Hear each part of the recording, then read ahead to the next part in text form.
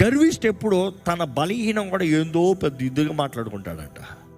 అందుకని పాపం చేసేవాడు పాపంలో విర్రవీగుతాం చూస్తాం. గర్వపాత్మ చేసే తప్పుని నేను ఎంత గొప్పోని తెలుసా అని చెప్పుకుంటాం. ఈరోజు గర్వం దేవునికి అస్సలు ఊరుకోనిది. గర్వం అనేది గ్రహించండి. గర్విష్ఠులు అంటే దేవునికి దూరంగా ఉంటారంట. గర్విష్ఠుల ప్రార్థనలు ఏ మాత్రం దేవుని దగ్గర ఒక్క మొక్క కూడా వినబడదు. అందుకనే ఉపవాసం అనేటప్పుడు తగ్గించుకుంటాం, తను తాను తగ్గించుకుంటాం. తనకి సాదృశ్యం ఉపవాసం. పరిసలేమో బయటకు ఉపవాసం ఉండి హృదయంలో గర్వం పెట్టుకుంటే యేసు ప్రభు వారిని తెరతం చూస్తాం.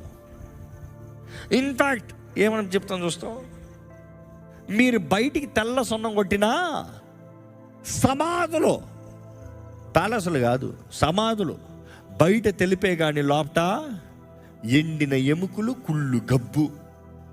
నీ హృదయంలో